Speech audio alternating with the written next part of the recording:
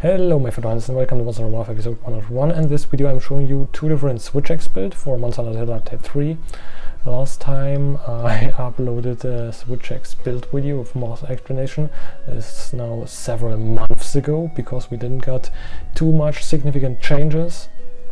But finally, due to the release of the arch-temperate new Udra, we got a very useful armor piece which everyone is using now. It is the new Udra Gamma chest, which 2 level 3 slots and Counter-Strike level 2, which is absolutely perfect for switch.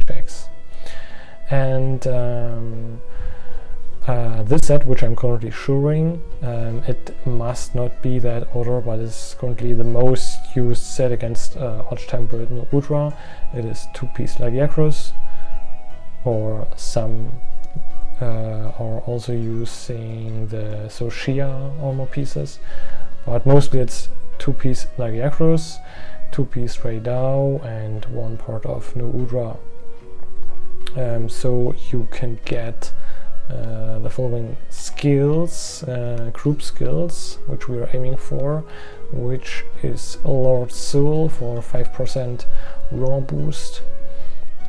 Yes, and also these 2 skills on the set for higher laser and power uptime, and as Zurbold means a little bit more affinity, like 6% if you're including the uptime, and also some fixed overtime damage.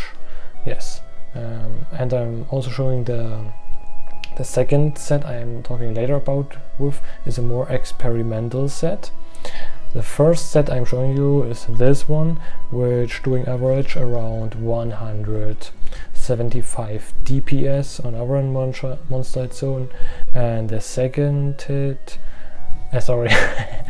second set I'm showing you is very situational, depending on whether your HP par has red proportions, and it does between 170 up to more than 190 DPS. So it means it can be situational, a lot more stronger than the first set, but I think it's very great for new Udra, but depends on the monster. If it's very hot monster, I think the second set is very useful. Only downside, you also have that 5% raw boost on the second set, yes. And I'm now showing the DPS comparison for the optimal strategy usage. First thing I'm going to show you is I have a charm with power prolonger level 3 and Counter-Strike level 1, and also weapon slot with 2 other slots, but you should just aim for power prolonger 3 charm. Maybe you didn't even need power prolonger, so it's not a big problem. And maybe if you can also use an attack boost 3 charm or a crit boost 3 charm, so I think one of those wouldn't be bad. That one weapon slot isn't absolutely necessary, and I'm also showing you a graph for the optimal use of your slots in your weapon. I'm currently thinking about what showing you first. For the weapons, I am always using the currently the best possible Ardian elemental weapons, so I'm using always the same because I just like the fact that they're having 3 level 3 slots. So we didn't need 3 level 3 slots for this build, but it's easier for showcasing. And yes, optimal what's called production bonus is this one with 1 element infusion, 3 times attack, and optimal reinforcement is, like also on every other video show in Rage Gaming EDC, is 3 times attack boost and 2 times sharpness boost. Is mathematically by far the best possible combination for the 5 elemental switch axes. So I just first showing you the morph and then later showing you the build. Okay. The decorations and stuff. So weakness exploit, we maxed out, we have around 85% uptime. That means having up 25% crit. That maxed out weakness exploit. Okay, this isn't completely updated, but I'm just later instead showing you the picture. We have critical boost on the set, latent power level 4 with 56% uptime, ending up around 25% more crit. Maximum might with 85% uptime, also 25%. That means for average it's 75 plus that 6%, which we got from the 40% uptime from Azure Bolt with around 15% crit, means ending have an average of 75 plus 6, so 81% crit with the set. Yeah, also the other necessary skills like burst. Evade extender is optional, you can also use another skill, and I'm also prefer to use pop longer because it's a lot more comfy. So skills wise, it's, to be honest, nothing really new, and I think the next I'm showing you the scruff later. I think it's better showing you the set first to make it a little bit more understandable. So if you want, you can take a screenshot now, and I'm explaining this set entirely. Yes, as I explained, I'm using the Ardian weapons, but you can also use Soshia Switch X, Misutsune Switch X, Ratara Switch X. They're also very decent Switch X's, but I didn't want to make a separate video about them. These are the main stats with the optimal Artian rolls, which I explained you right now. I'm also using a secondary weapon, para weapon. And for the armor pieces, you're going to use 2-piece Rey, so head and arms from Rey, waist and legs from ReyLagi, and the chest is obviously from new Udra. So you can also, if you didn't like this combination, use the ReyLagi helmet and the Radau belt. This is also working. Here you can see the use of the decorations, free throttle jewels to get the latent power tenderizer, counter jewel, mighty jewel, and I also added some small decos to get divine processing maxed out, and also dive jewel, which is great to escape some one-hit ults from the monster. As set bonuses, we are getting that Radau's voltage and Leviathan's fury, which I already explained in the section where I explained the uptime of the different skills, and also low soul, which prevents us from one-hitting one time, and 5% raw damage boost. Yes, so that's the decorations. And now for the optimal usage. As you can see here, not like the other builds, most are using critical boost 5 and attack boost 4, but for switch X, I calculated it, attack boost 5 and critical boost 4 is better, because you can't get both skills entirely maxed out unless you didn't use Pulp Longer. But it's like the strongest DPS skill for switch X, so we shouldn't get rid of it. And yeah, so I've decided to two attack jewels on the weapon and one big as critical jewel, and on the charm a small critical jewel. Yes, so that's the skills like I showed. I'm also using a weight extender on the set and adaptability because it's very useful, and I had it on the charm already.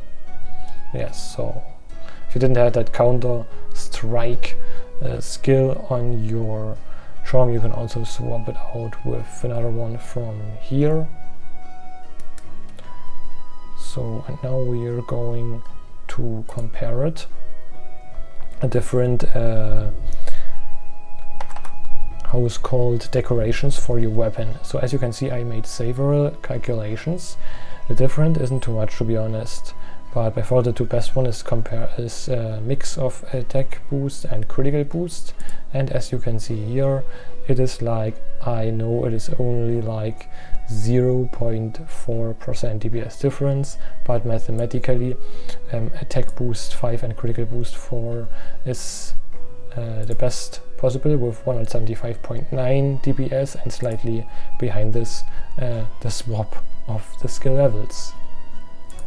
Yes, I also tried to use critical eye, but it is 1 DPS less, so can't compete with the other ones. And also if you're trying to use elemental Decos, you lose too much DPS, as you can see here. For elemental Decos, because you have one small slot under charm, maybe it is better to go first for full maxed out attack boost, 1 element, and then critical boost. But that's just for fun, and if the monster has an extremely high elemental hit zone, you know. Yes, but for the main purpose, attack boost 5 and critical boost 4 should be the most optimal one, like you can see in this graph. But the difference isn't really high, to be honest. It is everything pretty similar. Yes. That's with the first set. If you maxed out, yeah, we'll have around 450 defense. And now to the second set. Didn't want to make the video too long. Yes, so you can swap out the weapon with the different element and just use it for all the other elements. I currently only prefer for 1 element.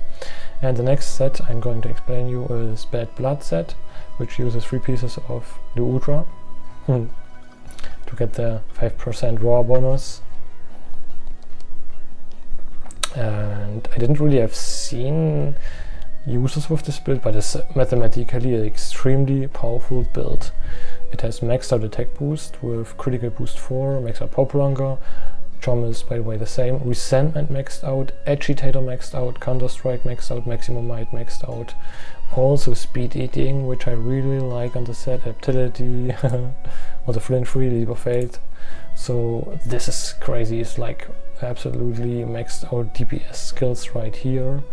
And it is like also very high defense because of all the high rarity skill armor pots. These are all the decorations I've used. Lucky Acros helm, new udra chest and arms. For the waist, the Bale Flange Shard Alpha from Omega, and for the legs, new udra Myreef Scammer. Yeah, so this set works absolutely great if you're fighting against the Udra, because you have a lot of time the red health bar. And yes, slot edge for the weapons is the same.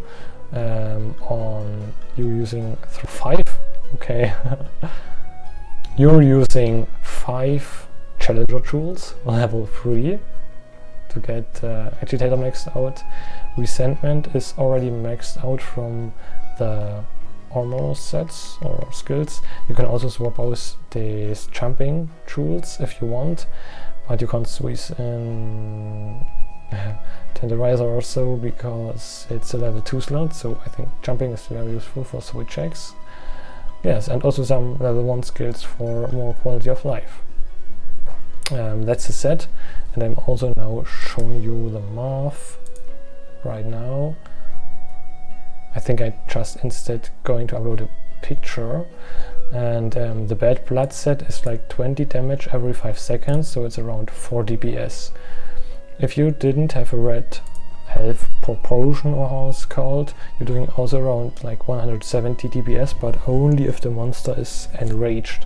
So the other set works without agitator, but yes, if it's agitated for 80% of the time, you're doing similar damage to the other set and not health bar, and if both is triggered, you can see over 190 DPS, which is absolutely insane. Yes, also skill description here for the set.